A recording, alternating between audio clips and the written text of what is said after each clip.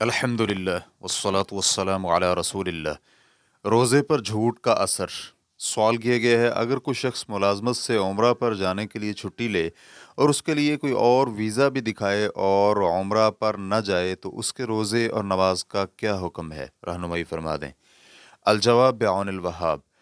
اگر اس نے عمرہ پر جانے کی بنا پر چھٹی لی ہو اور حقیقت میں وہ عمرہ پر نہ جانا چاہے تو یہ جھوٹ میں شمار ہوتا ہے اور اس کے نتیجہ میں لی جانے والی رخصت صحیح نہیں۔ اس چھٹی کے ایام کی تنخواہ لینا حرام ہوگی، اس کے لیے حلال نہیں ہے۔ جس کسی نے بھی ایسا کیا ہے اس کے لیے اللہ رب العزت کے ہاں توبہ اور استغفار کرنا ضروری ہے اور وہ اپنی ملازمت پر واپس جائے۔ رہا اس کا نماز اور روزہ پر اثر انداز ہونا، تو نماز اور روزہ صحیح ہیں، لیکن یہ اس بات کی دلیل ضرور ہے کہ بندے نے نماز اور روزہ اس طرح ادا نہیں کیا جس طرح اللہ رب العزت نے ادا کرنے کا حکم دیا تھا، کیونکہ اگر وہ بالکل اسی طرح نماز کی ادائیگی کرتا تو نماز اسے برائی اور غلط کاموں سے منع کرتی، جیسا کہ اللہ سبحانہ و تعالیٰ کا فرمان ہے، نماز پابندی سے ادا کرو، یقیناً نماز برائی اور بے حیائی کے کاموں سے روکتی ہے۔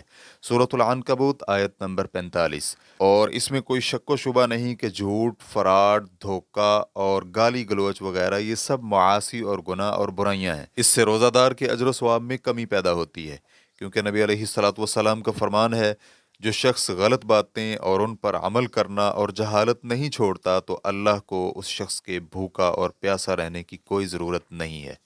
صحیح بخاری حدیث نمبر 6057۔ اور طبرانی نے معجم طبرانی الصغیر اور الاوسط میں ان الفاظ کے ساتھ روایت کیا ہے، جو شخص بد زبانی اور جھوٹ نہیں چھوڑتا تو اللہ رب العزت کو اس کے کھانا پینا چھوڑنے کی کوئی ضرورت نہیں۔ علامہ البانی رحمہ اللہ نے صحیح الترغیب و ترہیب میں اسے حسن قرار دیا ہے۔ اور قول زور کی تفسیر جھوٹ کی گئی ہے، جو کہ روزہ دار کی جانب سے جھوٹ بولنے کی قباحت کی دلیل ہے، اور اس کی دلیل ہے کہ اس وجہ سے وہ اپنے روزہ کو رد کرنے اور قبول نہ ہونے کی طرف لے جا رہا ہے۔ عون المعبود کے مصنف لکھتے ہیں، لم یدع یعنی نہیں چھوڑتا، قول الزور اس سے مراد جھوٹ ہے، فلیس للہ حاجہ۔ ابن بطال کہتے ہیں اس کا معنی یہ نہیں کہ اسے روزہ ہی چھوڑ دینے کا حکم دیا گیا ہے، بلکہ اس کا معنی تو یہ ہے کہ وہ جھوٹ وغیرہ سے روزہ کی حالت میں اجتناب کرے۔ اور ابن منیر کہتے ہیں بلکہ یہ روزہ قبول نہ ہونے کا کنایہ ہے۔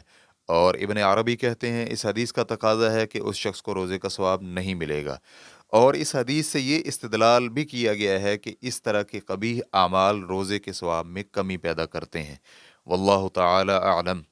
اسلام کی ریکارڈنگز مؤسسۃ الشیخ محمد صالح المنجد، المملکۃ العربیۃ السعودیہ، فتویٰ نمبر 93660۔ والسلام علیکم ورحمۃ اللہ وبرکاتہ۔